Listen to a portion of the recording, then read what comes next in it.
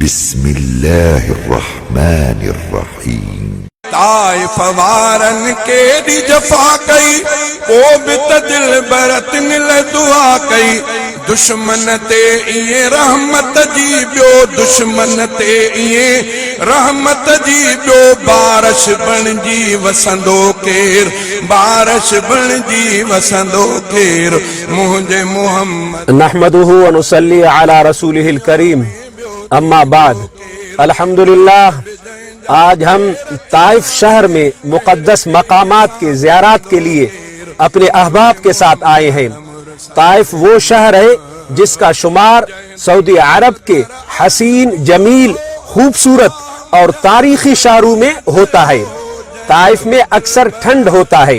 وادی طائف کو مکہ مکرمہ کا باغ کہا جاتا ہے کیونکہ طائف کے پھل خصوصیت کے ساتھ مکہ مکرمہ میں جاتے ہیں۔ ویسے تو طائف میں ہر قسم کے پھل ہوتے ہیں مگر طائف کے انگور، انار، انجیر کی اپنی شہرت ہے۔ یہ طائف کا گلاب بھی مشہور ہے، اس لیے اس طائف کو مدینۃ الورد، گلاب کے پھولوں کا شہر کہا جاتا ہے۔ عروس المدائن، شہروں کی دلہن کہا جاتا ہے۔ یہ طائف کو مدینہ عطریہ، خوشبوؤں کا شہر کہا جاتا ہے۔ بعض روایات میں ہے کہ حضرت ابراہیم علیہ السلام نے مکہ مکرمہ کے مکینوں کے لیے رزق کی فراوانی کی دعا فرمائی تو اللہ تعالیٰ نے ارض طائف کو سرزمین شام سوریہ سے اٹھا کر یہاں منتقل کر دیا اور اس پر مکہ مکرمہ والوں کے لیے رزق اگا دیا۔ جب آپ صلی اللہ علیہ وسلم اسلام کی دعوت دینے کے لیے طائف شہر آئے تو اس طائف والوں نے نبی کریم صلی اللہ علیہ وسلم کو بہت اذیت پہنچائی، حتیٰ کہ نبی کریم صلی اللہ علیہ وسلم پر پتھروں کی بارش کر دی تو نبی کریم صلی اللہ علیہ وسلم کے جسم مبارک خون سے رنگین ہو گئے۔ تو نبی کریم صلی اللہ علیہ وسلم کے ساتھ حضرت زید بن حارثہ رضی اللہ عنہ تھے۔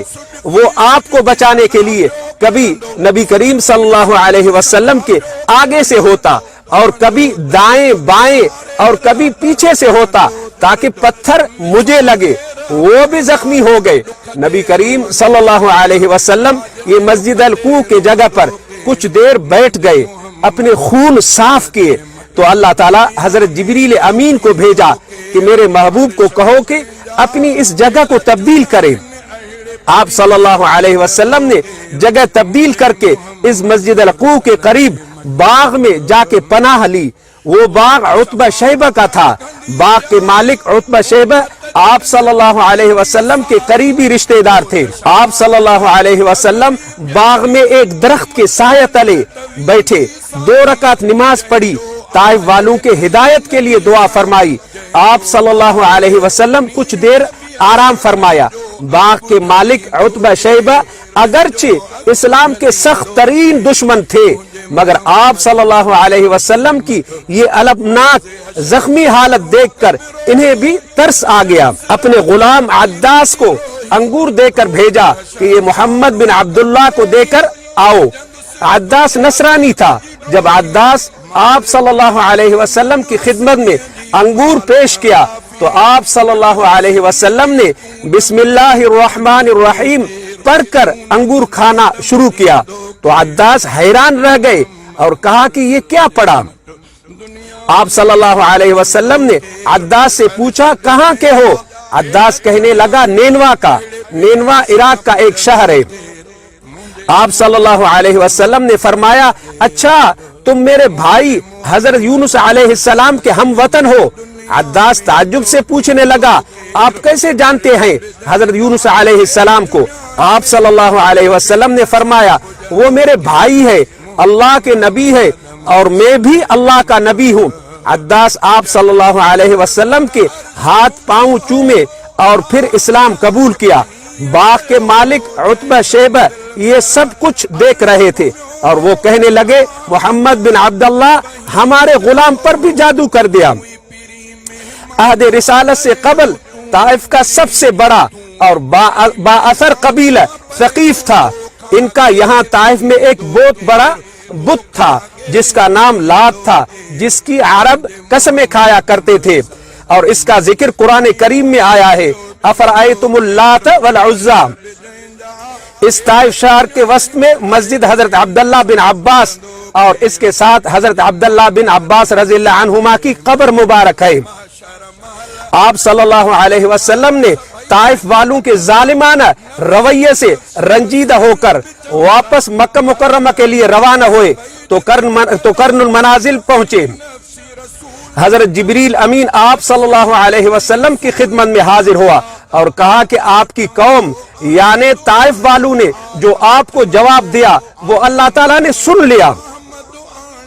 اس وقت اللہ تعالیٰ نے مجھے آپ کے پاس پہاڑوں کے نگران فرشتے کے ساتھ بھیجا ہے. آپ اسے جو چاہے حکم دے. اتنے میں ملک الجبال نے آپ صلی اللہ علیہ وسلم کی خدمت میں سلام عرض کیا اور کہا کہ اگر آپ اجازت دیں تو میں اخشبین پہاڑوں کو ملا کے طائف والوں کو ختم کر دوں. تو رحمت عالم صلی اللہ علیہ وسلم نے فرمایا نہیں، مجھے امید ہے کہ اللہ تعالیٰ ضرور اس قوم سے ایسے لوگ پیدا فرمائیں گے جو اللہ تعالیٰ کے ساتھ اللہ تعالیٰ کی عبادت کریں گے، اللہ تعالیٰ کے ساتھ کسی کو شریک نہیں کریں گے.